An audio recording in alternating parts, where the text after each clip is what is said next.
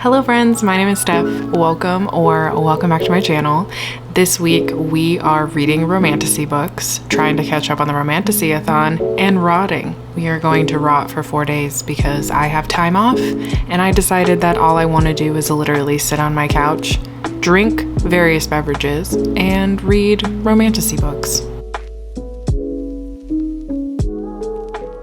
Okay, I have the next 4 days off and it is the Romantasy-a-thon. I have not read a single Romantasy book for the Romantasy-a-thon and it is like June 18th or something, 17th or 18th, and I really need to get it together. So for the next 4 days, I'm going to try and read as many fantasy romance books as I possibly can. First and foremost, we will be reading Radiance because I'm already 65 pages into this one. I've been reading it over the last couple of days. I'm buddy reading it with one of my patrons named Nikki. I will tag her below. She also has a YouTube channel. And so far this is really fun because it's following a human and a Kai. I'm not sure what the Kai are equivalent to in terms of like, are they fae, are they goblins, what they are, but they do have like pale gray skin, glowing eyes, and their smile apparently is very creepy. So Brishan, the male love interest, and Ildiko, female love interest, they end up getting married for political reasons. It's a marriage of convenience because Ildiko is the niece to the king, and she's kind of always known that her life was leading up to getting married for political reasons. And then Brishan is prince of the Kai, but he is technically considered the spare heir. So he has agreed to this marriage of convenience as well. They're both very aware that they view each other's kinds as being extremely ugly, but they build a beautiful friendship. I mean, I'm only 65 pages in and it's a short book, so obviously things are moving a little bit quickly, but they just immediately strike up this friendship where they get each other's humor and they're both able to joke about how they find each other ugly. And they also know that their marriage is obviously only a marriage of convenience, and so they're happy being friends because there's no expectations of them having heirs anytime soon. And as a matter of fact, they agree very early on that they are not going to consummate their marriage until they're absolutely ready, or if it becomes necessary at some point. But their friendship is so cute. I've already giggled a few times at the jokes that they've made between each other, and I also really love the way these characters thoughtfully try and find the beauty within one another, but also recognize that like they don't have to find each other attractive. They really like each other's hearts. It's very wholesome. It's very, very wholesome. It's not like enemies to lovers or anything like that. I think it's going to be like a friendship to lovers type of dynamic, and it's very cute. It's very sweet. Aside from Radiance, I'm also going to try to read The Veiled Kingdom. I know Erin thought this was really fun. Tori really enjoyed this. This is enemies to lovers, which I absolutely love. I know our main character is an assassin who's been trained from a very young age, something I also really enjoy. I love an assassin story, even if they're not assassinating that well. And this one is fairly short, so I feel like I could get through this pretty quickly. Another one that I've recently got, and I learned immediately after buying it that it was a standalone fantasy romance in a series of standalones. So like we will see more from this world, but this particular book is just focused on this couple and it has a resolution. And that is Till Death by Miranda Lynn. And this is supposed to be a marriage of convenience, but I also think that our main character marries the wrong person. Don't know how that happens, but I believe that that is the premise. And then the last two, I'm definitely not going to read both of these, I don't think. So the first one is Blood and Steel. I've been meaning to pick this up forever. I did read Slaying the Shadow Prince, which I know you're not supposed to read till further into the series. I know that now. I didn't know that at the time, but it made me very intrigued by the world. I really love the Shadow Wraith aspect of this book. I know that this is supposed to be bordering on enemies to lovers. I think our main character lives in a world where women are not trained to fight, but she somehow gets the opportunity to train to fight. And I'm just very interested in this world. I'm very interested in this series and this author. I also know Tori loves this series. I believe Rachel really likes this series. I know Erin really likes this series. So I really want to marathon this if this is the one that I choose to start, because the final book comes out tomorrow. So this is a contender. Or I will pick up and marathon Lady of Darkness. And this is simply because, well, I'm just so intrigued by this series, but also this is my book club selection for my Patreon, so I have to read this book by the end of the month. But am I going to marathon it right now? I don't know. We will also see how my mood comes into play for the next 4 days and if I end up picking up something completely different that I didn't even talk about.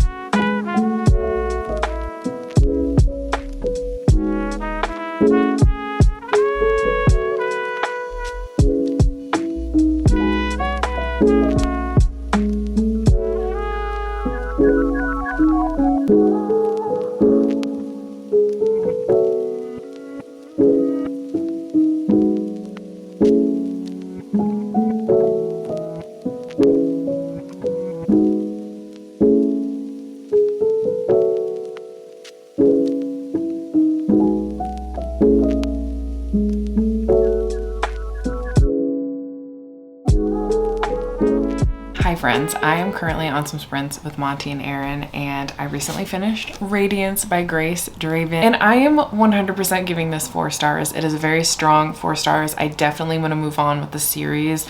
I thought that maybe the series would move into a different couple in the second book, but apparently we're still following this couple, which I am very excited about because I can say for certain I was absolutely swooning over these two. They are just so cute and they're so like ride or die for each other, and they started out with this really just organic friendship. Over time they start to see that like while they have differences that they do find to be unappealing, those things started to grow on them and they started to see the beauty and attraction that they could have for one another, and it is absolutely adorable. But also I think what's really cool about this is while it's short and while we do get a lot of focus on the two characters kind of getting to know each other and beginning to fall for each other, there is a lot of political machinations, if you will, happening in the background. And there's especially this interesting plot line that Brishan, our main male love interest, there's something that he witnessed his mother do when he was much younger,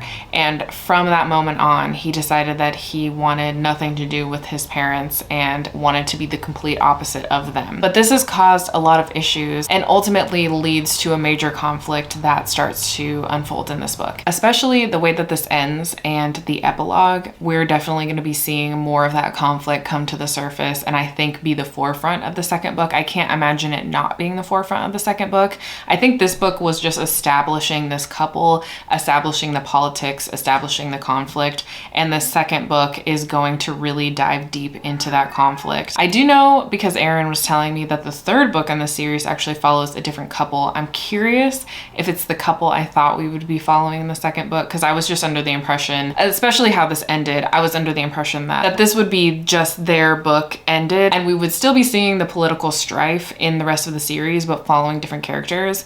Now getting that epilogue, I actually think it makes a lot more sense to have the second book following this couple, because the conflict really is surrounding Brishan and his mother, and I'm very interested to see if that conflict actually gets resolved in the second book, and then we move on to other political conflicts or other types of conflicts with a different couple. I'm curious how that's gonna work out or how that's gonna pan out. But like I said, I am on sprints with Monty and Erin, and I was like, oh, I have like 4 books that I'm interested in reading for this vlog, which I kind of talked to you about already, and I was like, can y'all help me pick which one I'm gonna pick up next? Because I do really want to read Blood and Steel, but I didn't know if I wanted to pick it up now and just start marathoning it, or if I should try to squeeze in like another standalone or first in a series. But a whole mutiny happened and we're reading till death. And by we, I mean it turned into this really chaotic buddy read because everybody was making fun of the synopsi of many of these books, if I'm honest with you. And all I did was just asked if they could help me pick what I was gonna read next. So anyway, we are all reading this, and we did read the synopsis as a family, as a group, and in the synopsis it does talk about our main character being the Maiden of Death, and so Death has picked her as his only assassin. She's the only person that can kill people, but she's also the daughter of the king, so she is a princess. I also know this is like an accidental marriage, and I did start this. I have been reading this on our reading sprint, and I am now 57 pages in, in. I'm using the audiobook at the moment, but I think later, once we get off sprints, I'll probably just go rot on the couch and read this physically. But that being said, I'm intrigued. I'm intrigued by the idea of her being Death's handmaiden, but also being the king's daughter, being a princess. I'm just curious how that's all gonna work out. Also, I am so curious like how you accidentally marry someone. But yeah, I'm reading this. This is what we're reading. Me and some buds on Discord. It's just begun, and there's something on the tip of your tongue. Don't stay quiet. Things that we keep. You're on fire, so burn it with me. Leave it behind.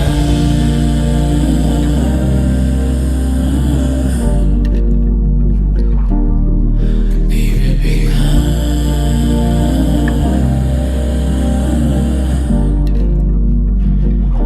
Can't you see it's the weight of all the world you tried to keep it wrapped up tight.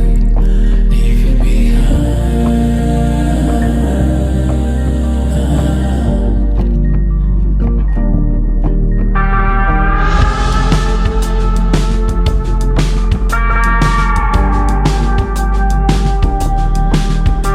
So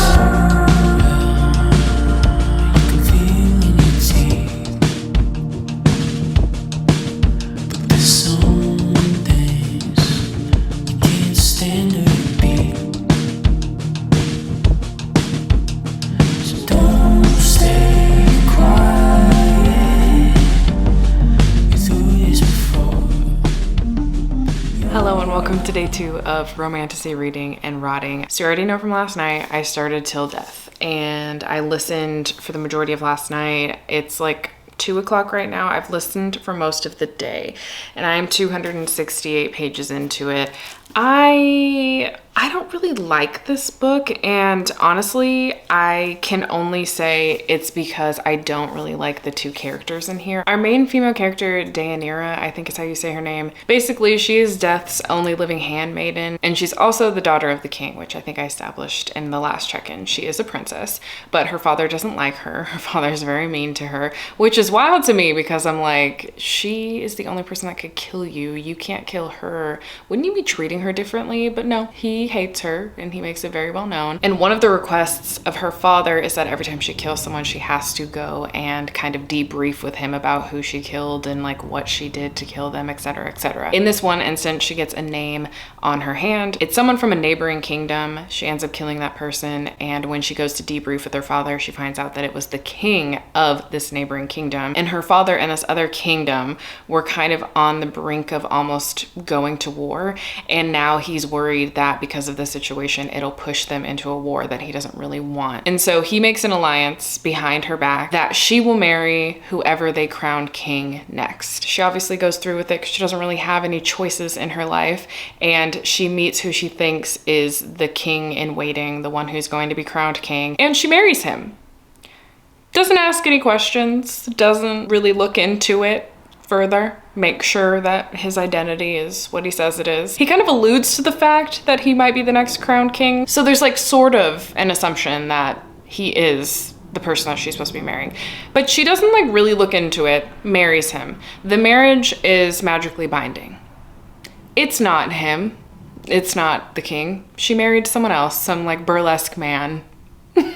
He's in the burlesque world. Yeah, his name is Oren. We don't know that much about him, and I feel like being 200 and some odd pages into it, we still don't really know that much about him. If anything, we don't really even know the motivations of either of our characters. Like, I think our main female character, she's a little bit easier to understand because she's in a lose-lose situation no matter what happens to her. Not only is she Death's handmaiden and she has no choice in the matter, she also is a princess to a king who sees her as expendable, who sees her as a bargaining chip. And so what is she gonna do? He's gonna kill her, I guess, which still doesn't fully make sense. I feel like she would have a little more autonomy with her father and like other men around her because she's the only one who can kill. Like, she can kill them with her bare hands. She doesn't even need a weapon, but she still kind of bows to their every whim. So I'm a little confused by that, and I feel like I don't have a full grasp on either of their motivations, which, if you know me, I'm a character-driven reader, so this is already making this book less appealing to me as I keep reading, because I feel like I don't know them. Also, this is a standalone. The series is not necessarily a standalone series in the sense that, like, this world that we're getting introduced to, we're going to continue to see it, and I think the politics, whatever political situation ends up happening and whatever unfolds from that political situation in this book, are going to continue forward in the rest of the series. But this is a standalone in the sense that we are just seeing this couple in this book. Like, we're getting their story in this book, and then we will follow different couples in this series. I'm not sure how long the series as a whole is going to be, but in theory, this is a standalone. So I'm really struggling with the fact that I'm almost 300 pages in, which means that I'm almost halfway through this book, and I still feel like I don't know these characters, when in 300 pages I'm going to be saying goodbye to them. So I'm just really struggling with that. And then the world itself, I do like this world. I actually find parts of it to be very interesting. I find the aspect of her being Death's handmaiden very interesting, and the way that Death has control in this world. And my assumption is because this world is going to expand through however many books are going to be in the series, we're going to get more as we go along, which is very typical of a lot of fantasy books. I do feel like the world could be more fleshed out in this first one to give us a better foundation, but I find it a little more excusable that the world is not as well fleshed out as I would want it to be, or like my understanding on the magic system isn't as well fleshed out as I want it to be, than say the characters, when this is all we're getting from the characters. And actually, more recently, Rachel from Raven-Haired Reader read this, and she made a really good point that our main love interest, he's just kind of a background character, it feels. And I'm curious if that's because this isn't really dual POV. I feel like fantasy romance needs to be dual POV, especially if you're in this like very expansive world with two characters. I really want it to be dual POV. Even Spark of the Everflame, which still is a series that works well for me, I still want that to be dual POV. And in here, I want this to be dual POV. And I know that in both of those series that I've mentioned, the reason that they haven't done a dual POV is because the male love interest has like a bunch of secrets, and having his POV, I guess it would be hard to not give away those secrets, but it's like, I'm sure there's a way.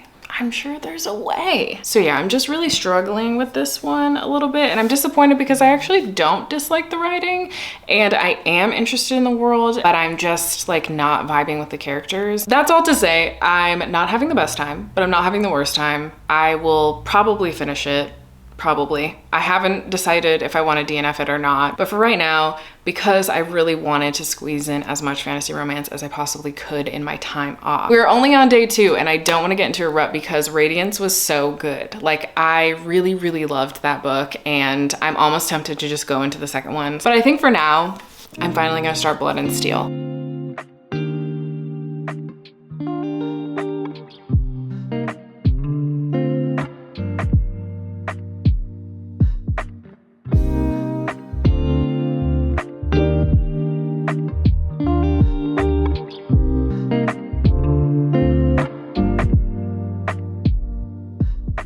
I can't lie, I haven't gotten as much reading done as I wanted to, because it's like 8 o'clock right now, and I think when I updated you it was like 3 or something.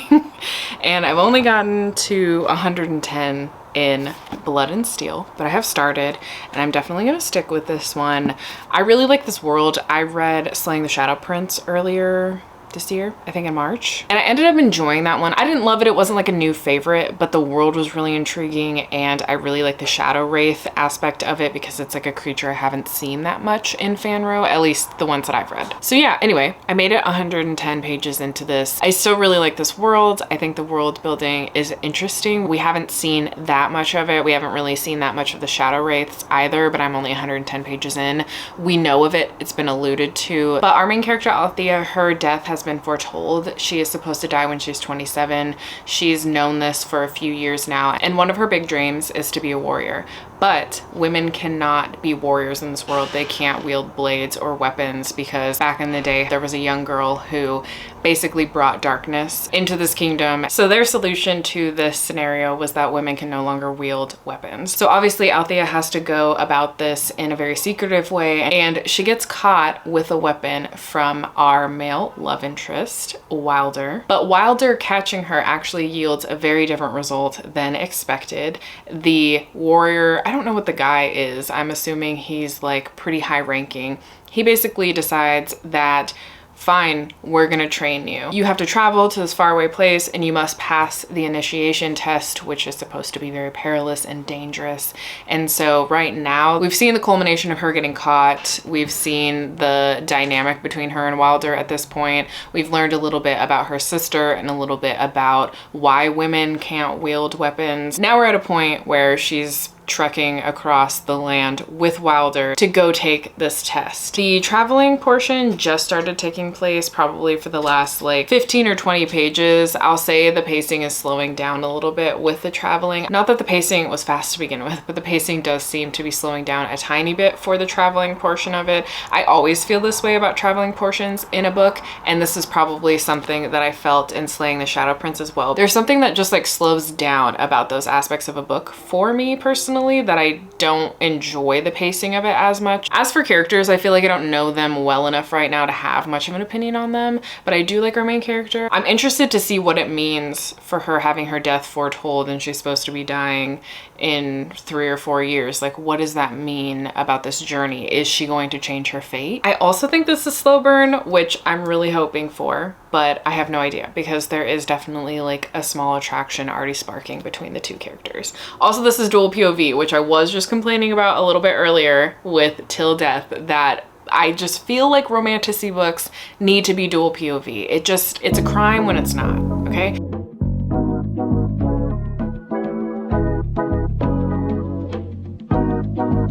You say you wanna make it happen. You know what I want. Don't try to fight the heavens. Good girls aren't the one. I'm a flower and it bloom like a shower you with love. You can keep the keys your dreams. Say the magic word, you know I'm yours. Friends, Operation Reading or Rotting has been going so well. I did leave the house though. Did end up leaving the house because I had some library books that I needed to desperately return before they were overdue. And I had a summer reading prize to pick up. So as you saw in the B-roll, I ended up picking up the Julie Soto book. I can't remember what the title is called, but it was like a little romance that I've been interested in, but I don't really buy romances unless I've read it and liked it. So I was like, you know, if I'm just getting it for free in this little summer reading prize, I might as well. Okay, I just did a British accent and we need to talk about the fact that I have started my Bridgerton journey. I've never watched Bridgerton a day in my life, okay? Didn't know if I would really enjoy a Regency era romance show. I don't know, I didn't think about it. Then I watched Pride and Prejudice with Keira Knightley not that long ago with my patrons. Absolutely obsessed with it. So everybody was like, Stephanie, you're gonna love Bridgerton. You need to watch Bridgerton. And I was like, yeah, I'll put it on my list. So I put it on my watch later, totally forgot about it. And then the 3rd season premiered and it has been everywhere. And I was like, you know what? Now's the time to do a little watch along with my patrons. So we have officially started Bridgerton. Some of us are watching it for the first time, like myself, and there are some others where this is like, they've watched it many times. It is so fun. It is so fun. I immediately was sucked in like 10 minutes into the show and we're watching 2 episodes at a time. And so by the end of the first episode, I was like, yes, absolutely. Absolutely. This is everything that I could ever want. And I'm just so excited because I already love Penelope and I cannot wait for the 3rd season, which is her season. And I love that actress because I really love Dairy Girls, but I'm just really enjoying the vibes of it. It gives me really good vibes. All of the promotion videos for it are also so fun. They're so fun. Every time I go on Instagram and I see stuff that's related to Bridgerton, although You know, I hate that as well because I was spoiled about who Lady Whistledown is, but whatever, we can look past it. I feel like these days I have to be prepared to get spoiled for things because TikTok and Instagram are lawless. They are lawless lands where no one gives a shit about spoilers. Or they'll give you the spoiler warning in the caption. Ma'am, the video plays automatically before I can even read the caption. What do you mean you're putting the spoiler tag in the caption? Anyway, I thought I wasn't upset about being spoiled, but like I kind of am. That's all to say. I'm having a really wonderful time and I'm very excited to finally get through all of it. Then I saw an update today, don't know how true it is, that it's gonna be 2 years between season 3 and season 4. Wow. I'm not even there yet. And I'm like, could I wait that long? You really gonna make me wait that long? Anyway, aside from going to the library, I have truly just been rotting. And I am now 373 pages. Wait, this is so much shorter than I thought it was. I've been listening to the audiobook, so I was just going by the chapters. Oh, it's like 532 pages. All right, well, I'm obviously more than halfway. I will be finishing this today. I think the audiobook said I had like 2 hours and 15 minutes left, which I could easily do. I am looking for a new game to play. Listen, here's the thing. I want to get into Stardew Valley, but I feel like I'm not ready to commit to that game because I know that once I commit to it, I'm going to be addicted to it. And I want a game similar to that. And so I've been thinking about just restarting Fae Farm because the thing with Fae Farm is I just really like mindlessly playing and it's just cozy. So I think I'm just gonna restart it, but I am kind of looking for another game similar to that. I digress. I've been listening to this while I've been playing games and rotting on the couch, and I didn't really have much to say about it because I felt like the pacing wasn't fully working for me at first. Like I was having fun and I really do like the character dynamics in here and I like the world, as I said before. And I'm very interested in Althea's arc because she is now getting to train to be a Sword of Thesmar. But ultimately this was just kind of feeling like a 3-star book. Like I was having a really good time. It is fun. I'm enjoying the characters and the character dynamics. And I like the way that they're attracted to each other and it's like a will they, won't they, although we know they will. But there was something about the pacing and the writing that wasn't fully sucking me in. And then we started getting into the meat of the training academy that she ends up going into. And I was a little bit bothered by the fact that Althea kind of seemed like she was going to be a character who was like a guy's girl, you know what I mean? Like she didn't have any female friendships. She has a sister and they're like kind of going through it right now. But then there was a pivotal moment that happens during training where her sister ends up getting involved, where they sort of have to work through and talk about the issues that they were having with each other. And so now I feel like Althea is on this path of gaining some female friendships, which I really want to see. Not that I dislike the 2 guys that she's starting to be really close with. It's just that I also want to see at least one female friendship. So I'm glad that her and her sister are on the right track and like hopefully figuring that out. And I think that Althea is starting to see the importance of what her sister does for the protection of the realm and for the warriors in general. And I'm also interested to see like how this is going to play out in the future because I'm guessing, I mean, I can only assume that war is like imminent. We haven't really seen anything of like the Shadow Wraith. We only slightly know about them. We've only seen like traces of it. So I can only imagine that in this last like 20% of the book, maybe we're gonna see more of it and it's gonna end in an explosive way that'll make me want to pick up the second book immediately. But I don't know if I'm gonna pick up the second book immediately, but we'll see what I end up picking up next. First, I need to finish this though.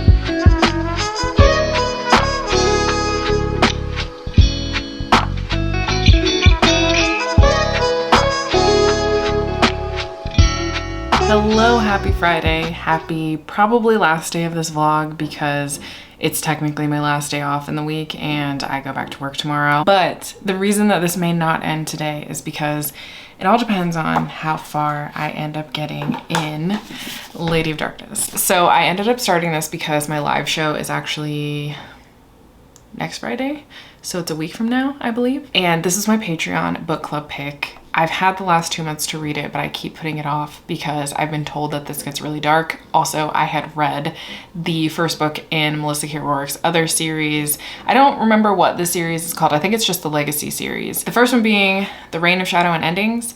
And that one like mentally kind of took a toll on me because it's very dark and it progressively gets darker and darker. And our main character's mental health is in question the entirety of that book. So when I was told that this is dark, I believed it. I mean, there is literally darkness in the title. So I've been putting it off and off and off, and now I really don't have any excuse of putting it off anymore. So I finished Blood and Steel last night, and I was like, I'm just gonna start Lady of Darkness. I'm gonna start listening to the audiobook because I listened to an audiobook as I'm falling asleep, and I ended up finishing Blood and Steel as I was getting ready for bed. So I was like, whatever, I'll just start this, see if I like the vibes. Well, it's safe to say that I like the vibes because it is now like 11 o'clock on Friday and I'm 30% into this book. I'm 30% in. Let me try to find where I'm at. I'm roughly 200 pages into this, and I think we're getting to the part where things are getting darker because so far I was like, no, I'm really enjoying the setup of this. Our main character Scarlet is an assassin. She's been trained from a young age to be an assassin, and from what we see in the beginning, she and 2 other women are like this deadly trio, and they're known throughout the city. Their identities are not known, obviously, because they're assassins. And we see at the very beginning that they end up killing this man, and before they kill him, they interrogate him, and Scarlet basically asks like, why did you kill my mother? And he was like, no, I was paid to do this. And she was like, yeah, but you still did it. And so she kills him. And so we know right from the beginning that Scarlet has a vendetta and she wants to avenge her mother's death. And it seems that she knows who it is, but we as the reader don't really know who that is. Later on, like less than 100 pages later, we actually do get that reveal of who she believes is the one responsible for her mother's death. Meanwhile, 3 other significant things start happening. Basically, the assassin lord that raised her gives her this assignment. She does know that from this assignment, she's going to be able to get revenge and kill the man who killed her mother. But meanwhile, she feels like she needs to train differently and like hone her skills in a very different way. This man comes into the picture named Riker, and he is like a general. He's sort of moved up quickly. He has a mysterious past. They know he's not really from here. They think he's from the Feylands. And in this world, there's a divide between the human and the Fey, and there's a belief that the Fey take humans to enslave them. And so they think he's from the Feylands, but they're not really sure. He has a mysterious past. He agrees to train Scarlet, and they start kind of forming a relationship and this tentative bond where they do that like question for a question, secret for a secret type of thing, which I actually really enjoy in books. I didn't actually realize how much I enjoyed that until it happens in a book. And so when it was happening in this, I was like, wait, yeah, I really do love this. It's kind of fun that they're just like sharing little secrets. But the funny thing about Scarlet is she's kind of just like sarcastic, and she's kind of a gives no shit type of character. As a matter of fact, like, I'm not comparing this to you because I actually hate comparing things to Throne of Glass, but I do think that if you enjoy Throne of Glass and you enjoy the attitude that Celaena Sardothien has at the beginning of the Throne of Glass series, then you'll probably like Scarlet right off the bat. But I feel like where I'm at now, Scarlet's trajectory is really going to change. But I will say almost 200 pages in, where Scarlet's at now mentally and like everything that's going on, I feel like that's where the Celaena archetype kind of ends. And I think she's going to become her own character in my mind, like a distinct character in my mind. But because she has that attitude in the beginning, she's constantly messing with Riker all the time, and she also doesn't do a lot of give and take. She wants to take and not give much, but he also is a character who pushes back a lot. So I think their dynamic is really interesting, and I actually like their dynamic a lot. I've liked it from the beginning, even if I didn't know that he was going to be the love interest, and like obviously he's going to be the love interest because he's the second POV. And even if I didn't know that, I feel like they have really great chemistry.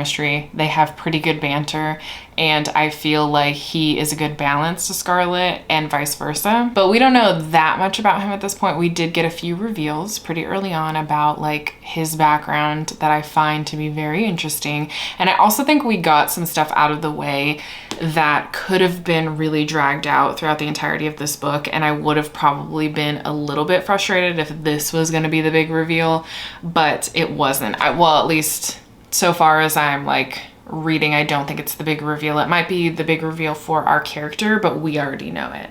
And it's already been like established. The third thing that's coming into play here is that there are these children that are going missing. And Scarlet feels this immense obligation to investigate what is happening with these children and like take down the person who's possibly stealing these children, because there was an incident in the past where children went missing. They thought they figured out who was doing it. They thought that they stopped this person, but it's happening again. So obviously there are multiple people involved that they didn't know about. And so she's kind of halting everything in her life, including the revenge for her mother, to kind of investigate this situation. And at the point that I'm at, we're at the beginning of this investigation. We're at the very beginning of seeing these children going missing. So I can say that I think there's a lot of really interesting plot points going on here. And I am very intrigued by the plot, but I also enjoy the characters. So yeah, I don't know if I'll marathon it. It depends on how dark this gets.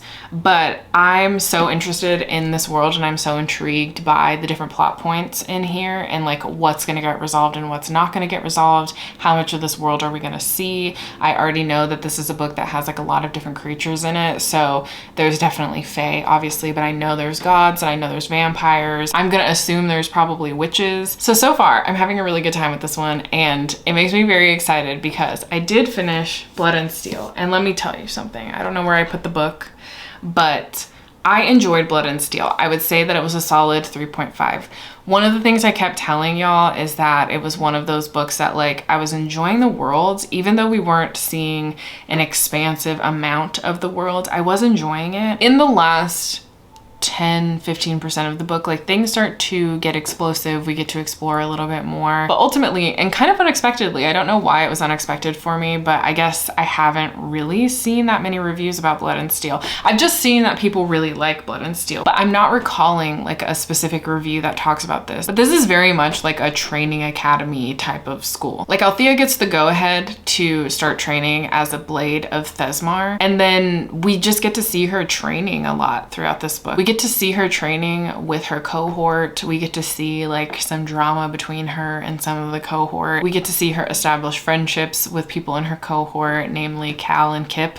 They become her best friends. And it's very much like a training school montage, and that's the whole book. We get to see the training from beginning to end throughout the entirety of this book. And that was all very interesting and it was all very fun. I really like a training academy. I like a training school. I didn't expect it in this one for some reason. Don't know why. So that was really fun and I enjoyed that part. And I do, for the most part, really like our main character, but at the same time I feel like she struggles a bit from not like other girls syndrome, and I don't think it's helped that she's the only woman in this academy and it's like always talked about, and she has some issues with her own sister and some of the other women in this book, and that was just like very frustrating. But I do feel by the end she grows a bit in that regard, but it's still very much about the boys. There's so many men in this book. I do really like the love interest Wilder, but I feel like we don't really know him that well. This is kind of dual POV, but like it's not the same type of dual POV I guess I was expecting in the beginning. We get his POV every once in a while. It's not like every other chapter or every couple of chapters that we get his POV. It's like every once in a while,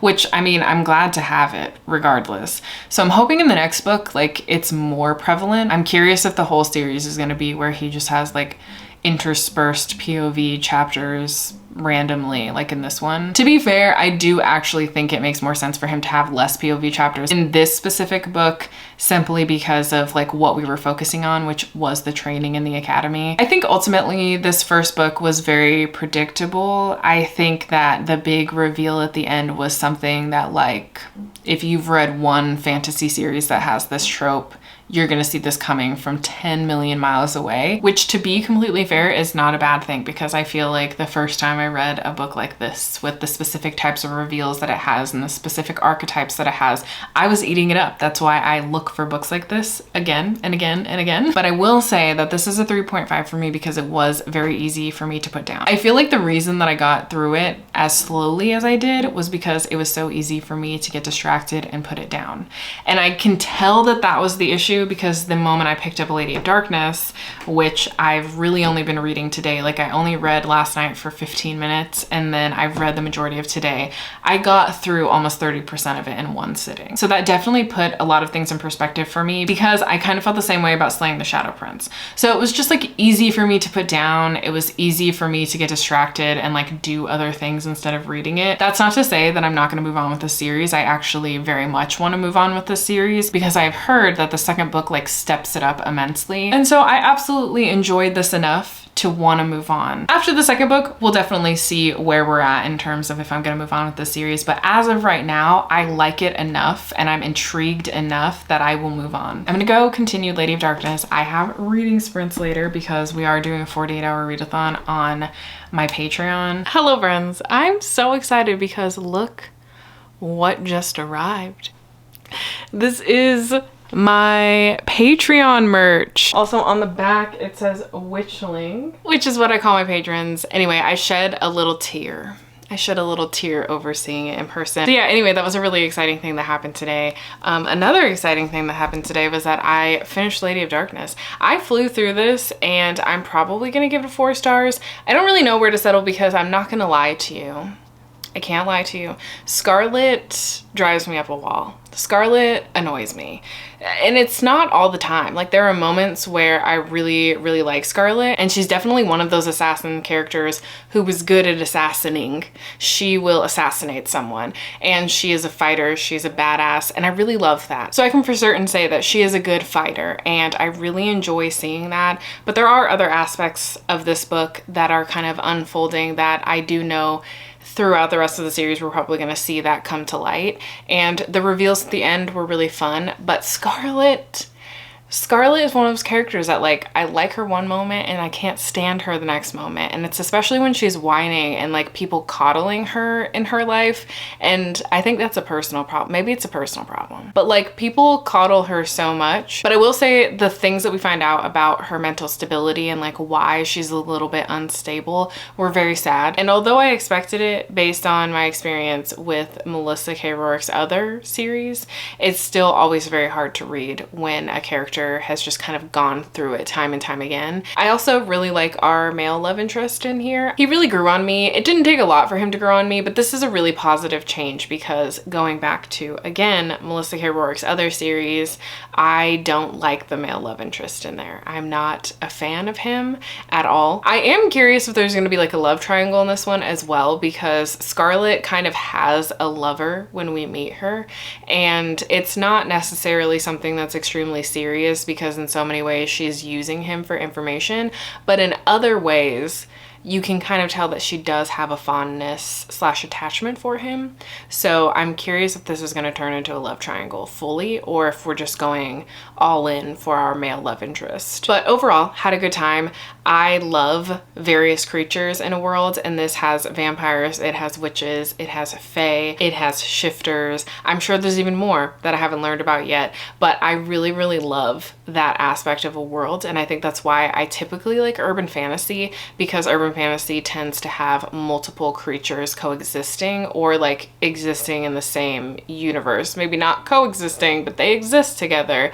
And here that is something that we're getting an inkling to, that there's all types of different creatures coexisting in this world, and in some cases people don't even know that they exist. So I think that's going to be really fun. So I'm looking forward to moving on with the series, and honestly this kind of took me no time at all to read because I was just invested in it. So maybe the rest of the series will be like a very quick marathon. That being said, if you were wondering what happened to Till Death, I've just decided to DNF it. I don't have any more to say about it than what I said in my first update about it because I haven't read any more of it. I just have absolutely no desire to pick this up, and I already didn't like the characters. I'm character driven. I was so far into it already, not enjoying the characters, that like I don't think that's going to change in the latter half of this book. And also it doesn't really matter because this is the one and only time I'll probably spend time with these characters. They may be in the rest of the series as like side characters, but like they're not gonna be the main characters. There's absolutely nothing compelling me to move on with this. So I think it's just time that I DNF, because I've been really good about DNFing this year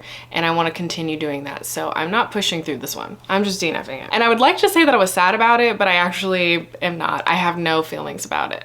Well, anyway, friends, thanks so much for spending the last 4 days with me reading Romantasy and rotting. I think we've made a good dent in my Romantasy TBR for the Romantasy-a-thon. So yeah, I had a really good time rotting and reading, and I hope you did too. If you've made it this far and you have nothing else to say, please feel free to leave like a knife or dagger emoji, sword emoji down below, and I will talk to y'all next time. Bye, friends.